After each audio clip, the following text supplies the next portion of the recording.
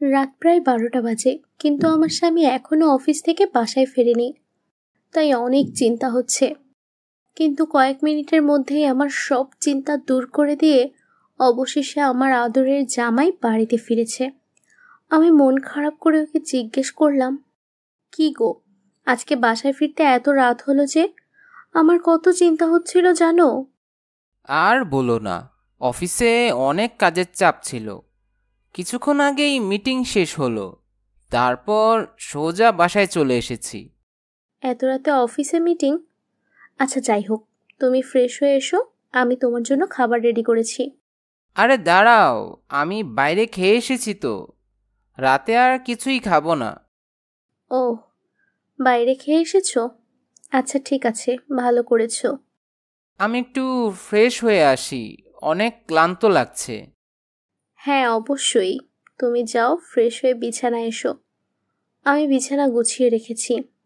ওকে fresh হতে পাঠিয়ে আমি রান্নাঘরে এসে রাতের খাবারগুলো ফেলে দিলাম। আসলে আজকে আমাদের দ্বিতীয় বিবাহ বার্ষিকী ছিল, কিন্তু সে সেটাও ভুলে গেছে। ভেবেছিলাম ও বাসায় ফিরে এলে দুজন একসাথে বসে রাতের খাবার খাবো, কিন্তু ও তো বাইরে খেয়ে এসেছে। আমারও খেতে ইচ্ছে করছে না। অনেক রাত হয়ে গেছে। আমার স্বামী বিছানায় আমার পাশেই ঘুমাচ্ছে, কিন্তু আমার ঘুম আসছে না। মনটা অনেক খারাপ। জানি না কেন এত কষ্ট হচ্ছে। হয়তো ও আমাদের বিবাহবার্ষিকীর কথা ভুলে গেছে, তাই খারাপ লাগছে। সকালে ঘুম থেকে উঠে দেখি আমার স্বামী বিছানায় নেই। এত সকালে ও কোথায় গেল? প্রতিদিন তো আমি ওকে ঘুম থেকে জাগিয়ে তুলি। আজকে এত সকালে ও কোথায় গেল? ও কি বাইরে গেছে? ও কি আমার জন্য কোনো গিফট কিনতে গেছে? ওর কি তাহলে মনে পড়েছে আমাদের বিবাহবার্ষিকীর কথা? আমার মনে হয় ও আমাকে সারপ্রাইজ দেওয়ার জন্য বাইরে গেছে। হয়তো বিশেষ কোনো উপহার নিয়ে আসবে। আমার তো মনে মনে অনেক খুশি লাগছে। আচ্ছা, আজকে তো ছুটির দিন।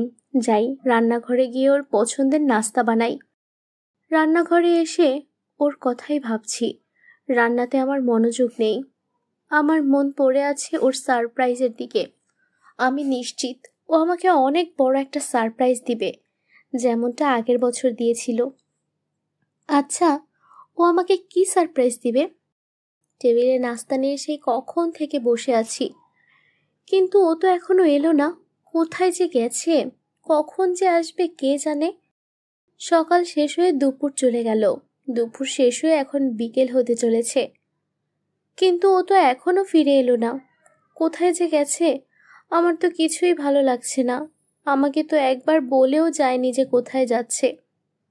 ও কেমন যেন হয়ে গেছে। রাত 12টা বাজে, ও এখনো বাসায় আসেনি। সকালে ঘুম থেকে উঠে দেখছিলাম ও বাসায় নেই। এখন রাত 12টা বাজে, এখনো ও বাসায় ফিরে আসেনি। অনেক খারাপ লাগছে। এমন সময় খেয়াল করলাম ও এসেছে। ওকে দেখে অনেক শান্তি লাগছে। আজকে সারাটা দিন ওর জন্য অপেক্ষা করেছি। ওকে জিজ্ঞেস করলাম, সারাদিন কোথায় ছিলে তুমি? আজকে তো ছুটির দিন, আজকে তো অফিস ছিল না। আর বলো না, অফিসে একটা জরুরি কাজ ছিল, তাই সকাল সকাল অফিসে গিয়েছিলাম। ও আচ্ছা, তুমি তাহলে অফিসে গিয়েছিলে। আমি তো ভেবেছিলাম অন্য কিছু। আচ্ছা যাই হোক, তুমি ফ্রেশ হয়ে এসো। আমি তোমার জন্য খাবার রেডি করেছি। রাতে আর কিছুই খাবো না, বাইরে থেকে খেয়ে এসেছি আমি। আজকেও বাইরে খেয়ে এসেছো? আচ্ছা ঠিক আছে, তুমি ফ্রেশ হয়ে বিছানায় এসো। আমি রান্নাঘরের কাজগুলো শেষ করে আসছি।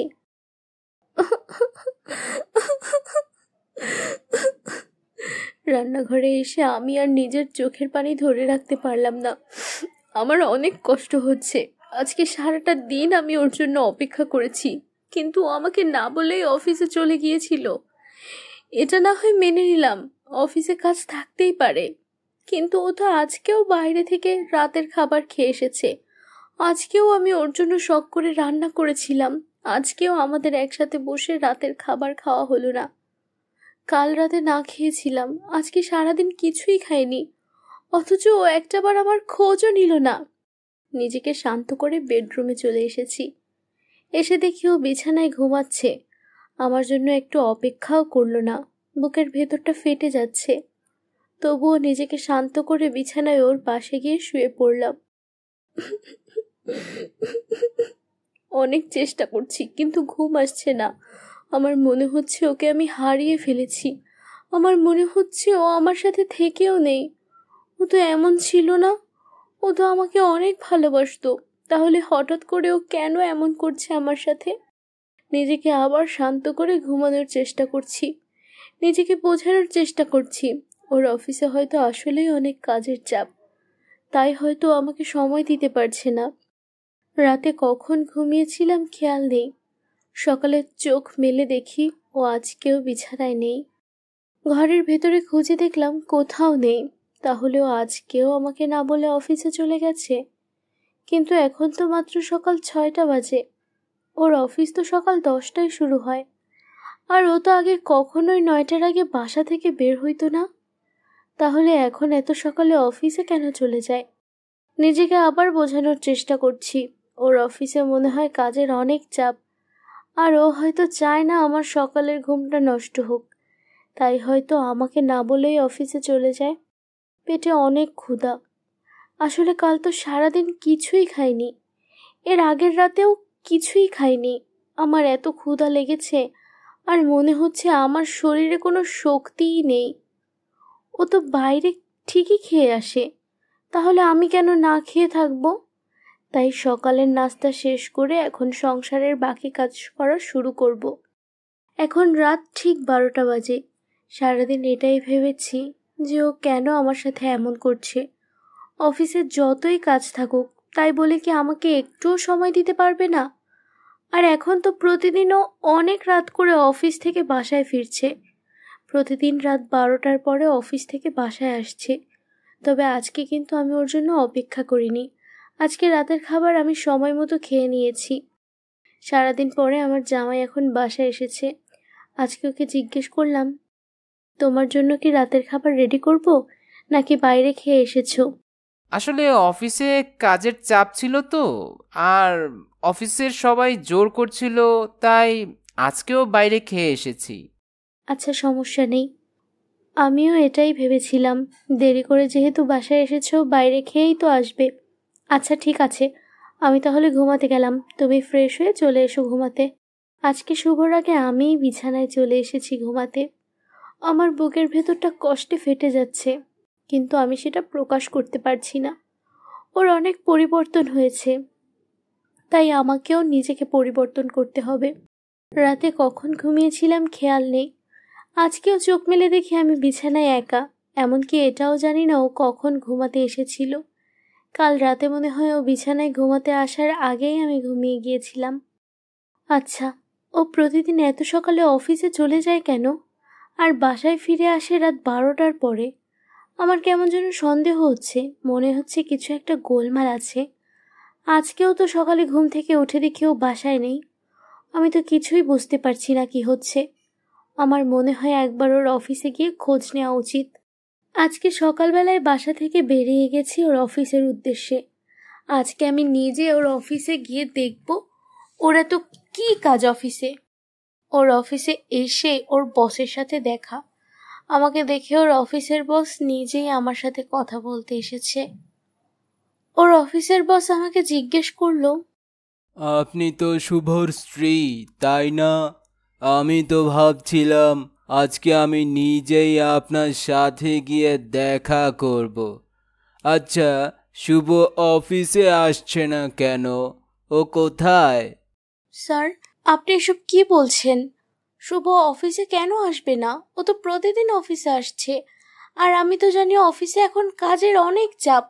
ও তো অনেক সকালে অফিস চলে আসে, আবার বাসায় ফিরতেও রাত 12টা বেজে যায়। আপনি মনে হয় কোনো ভুল করছেন। শুভ তো কয়েকদিন যাবৎ অফিসেই আসছে না। আমি তো ভেবেছিলাম ওর শরীর খারাপ, কিন্তু ও আমাকে কিছুই জানায়নি।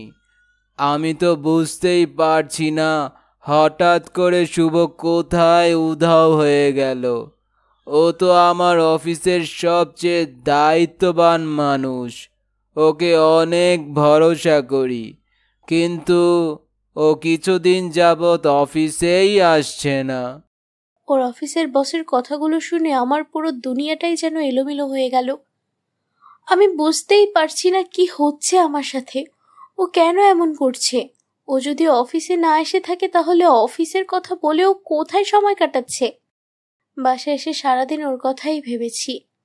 ও তো কখনো এমন ছিল না, ও তো কখনো মিথ্যে কথা বলে না, তাহলে ও কেন আমাকে মিথ্যে কথা বলছে? আর ও অফিসের কথা বলে কোথায় যায়? আজকে বাসায় আসুক, আমি জিজ্ঞেস করবো ওকে এই ব্যাপারে। রাত তো প্রায় 12টা বেজেই গেছে, ওরও আসার সময় হয়ে গেছে। আশা করি কিছুক্ষণের মধ্যেই ও চলে আসবে।